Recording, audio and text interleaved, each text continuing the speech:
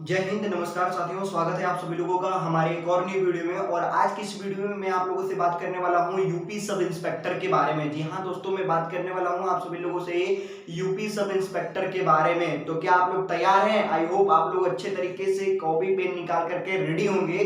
तो मैं आप लोगों को इस वीडियो में बताने वाला हूं यूपी सब इंस्पेक्टर के बारे में। एलिजिबिलिटी एंड क्राइटेरिया क्या है, इसकी एज लिमिट क्राइटेरिया, और कब ये फॉर्म अप्लाई होगा, इसका लास्ट डेट कब है, एग्जाम कब है, और इसका फिजिकल टेस्ट कैसा होता है, इसके बारे में भी डिस्कस करेंगे। इसकी एजुकेशन एंड क्वालिफिकेशन क्या है, इसके बारे में भी हम लोग चर्चा करेंगे। तो चलिए ज्यादा देर करते वीडियो को शुरू करते हैं।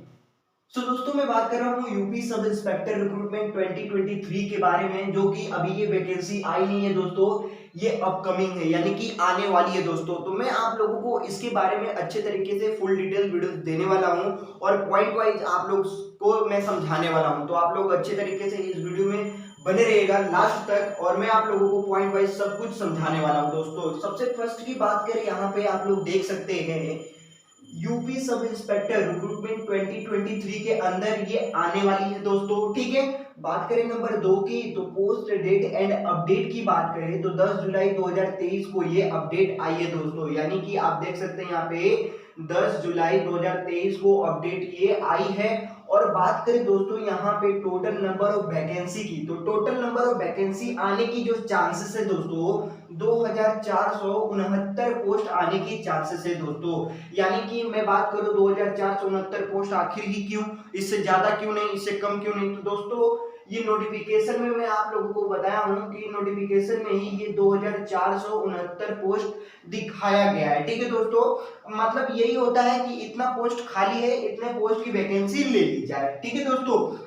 आगे चलते हैं और बात करते हैं यूपी पुलिस कांस्टेबल रिक्रूटमेंट 2023 के बारे में दोस्तों। जैसा कि आप लोगों को बहुत ही पहले नोटिफिकेशन एक दे दिया गया है यूपी पुलिस कांस्टेबल के बारे में, कि उसका जो टोटल ऑफ नंबर वैकेंसी की बात करें दोस्तों, यानी कि कितने पोस्ट आए हुए हैं, तो 52,699 पोस्ट आने की संभावना है दोस्तों। ये भी जुलाई के लास्ट तक या फिर अगस्त सितंबर तक आ जाएगा दोस्तों। ये भी दावे के साथ मैं कह सकता हूं कि 2023 के अंदर ये वैकेंसी आएगी ही आएगी दोस्तों, ठीक है। तो यूपी पुलिस कांस्टेबल के बारे में भी यदि आप लोग थोड़ा बहुत जानते हैं तो भी ठीक है, अगर ज्यादा नहीं जानते हैं तो इसके ऊपर भी मैं एक वीडियो जबरदस्त बनाया हूं, आप लोगों को लिंक डिस्क्रिप्शन में दे दूंगा मैं, आप लोग जा करके वहां पे देख सकते हैं कि आखिर यूपी पुलिस कांस्टेबल के बारे में क्या क्या एलिजिबिलिटी क्राइटेरिया है और क्या उसका एज लिमिट क्राइटेरिया है। इन सभी चीजों के बारे में मैं बताया हूं यूपी पुलिस कांस्टेबल के बारे में दोस्तों। तो चलिए वापस आते हैं अपने टॉपिक पे, और टॉपिक की बात करें यूपी सब इंस्पेक्टर रिक्रूटमेंट की दोस्तों, तो इसमें जो टोटल पोस्ट आए हुए हैं दोस्तों, यानी पोस्ट नेम की पहले बात करें मैं आप लोगों से, तो सब इंस्पेक्टर का पोस्ट आया दोस्तों, जिसको हम लोग शॉर्ट में बोलते हैं एसआई। और टोटल नंबर वैकेंसी की बात करें दोस्तों, तो यहाँ पे मैं आप लोगों को बता दिया हूँ 2469 पोस्ट निकल करके आ गए हैं दोस्तों। वहीं पे बात करूं मैं आप लोगों को UP sub inspector important dates की, यानी कि इसका इंपॉर्टेंट जो डेट्स है, जैसे कि अप्लाई इसका कब होगा, इसका लास्ट डेट कब है, एग्जाम कब होगा, एडमिट कार्ड कब आएगा, इसके बारे में भी हम लोग चर्चा करेंगे दोस्तों। चलिए हम लोग चर्चा कर ही लेते हैं आखिरकार इंपॉर्टेंट डेट्स को लेकर के। तो नंबर 1 में आप लोग देख सकते हैं अप्लाई स्टार्ट डेट। अप्लाई जो स्टार्ट डेट आपका होगा, यानी अभी नोटिफाइड सून है दोस्तों, अभी इसका डेट निकल करके नहीं आया है। जैसा कि मैं आप लोगों को पहले ही बता दिया हूं, अपकमिंग, ये आने वाला है दोस्तों पोस्ट, ठीक है।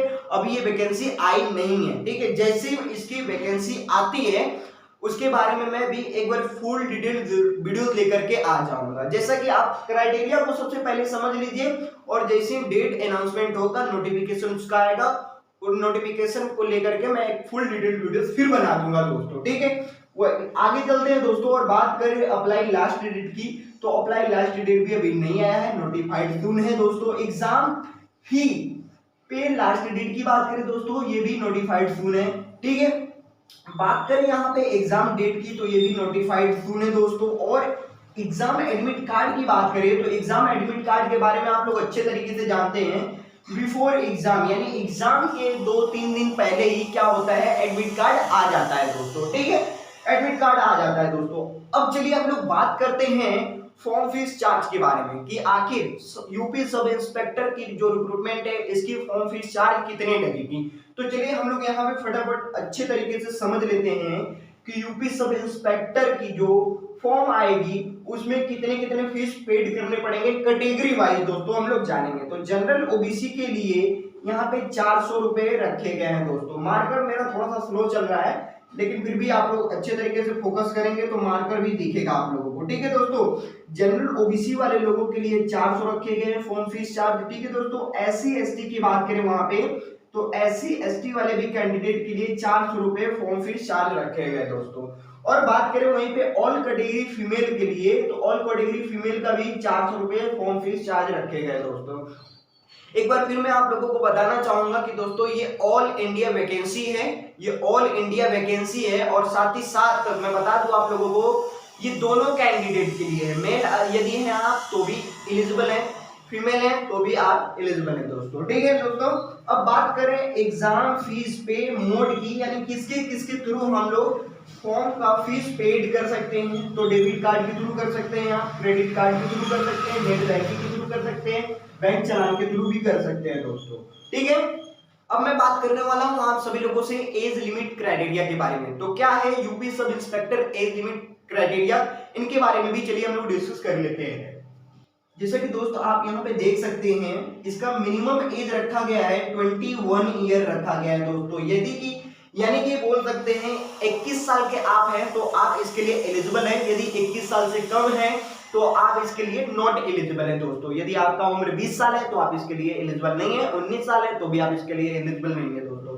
ठीक है, वहीं पे बात करें नंबर 2 की मैक्सिमम एज, इसका मैक्सिमम एज कितना चाहिए दोस्तों। तो मैक्सिमम एज आपका 28 ईयर भी अगर होता है तो भी आप इसके लिए एलिजिबल होते हैं दोस्तों। और साथ ही साथ मैं बता देना चाहता हूं आप लोगों को कि जिनका एज 28 से भी ज्यादा हो गया है वो भी एलिजिबल है दोस्तों। आखिर कितना ज्यादा रहेगा तो एलिजिबल होंगे, तो आप लोगों को मैं बताना चाहता हूँ विद एज रिलैक्सेशन भी यूपी सब इंस्पेक्टर लेकर के आता है।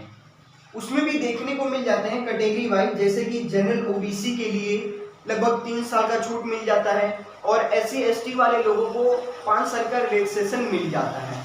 तो इसमें यूपी सब इंस्पेक्टर के वैकेंसी में कितनी छूट मिलते हैं, एज रिलैक्सेशन मिलते हैं, वो तो नोटिफाइड मतलब नोटिफिकेशन आने के बाद ही पता चलेगा दोस्तों। ठीक है, अब चलिए हम लोग आगे बढ़ते हैं और अब हम लोग बात करने वाले हैं एलिजिबिलिटी के बारे में। यानी कि यूपी जो सब इंस्पेक्टर की वैकेंसी आने वाली है दोस्तों, इसकी एजुकेशन एंड क्वालिफिकेशन क्या होने वाली है इसके बारे में भी हम लोग डिस्कस करने वाले हैं। तो चलिए डिस्कस कर लेते हैं दोस्तों। यूपी सब इंस्पेक्टर रिक्रूटमेंट की जो एलिजिबिलिटी है दोस्तों एजुकेशन एंड क्वालिफिकेशन को लेकर के, तो जैसा कि आप यहाँ पे देख सकते हैं अच्छे तरीके से 10+2 यानी 10 आपका कंप्लीट होना चाहिए, साथ ही साथ 2 भी यानी कि इंटरमीडिएट भी आपका कंप्लीट होना चाहिए, तभी आप इसके लिए एलिजिबल होंगे दोस्तों। और साथ ही साथ मैं आप लोगों को बता देना चाहता हूं कि विद कंपलसरी है दोस्तों bachelor degree in any stream.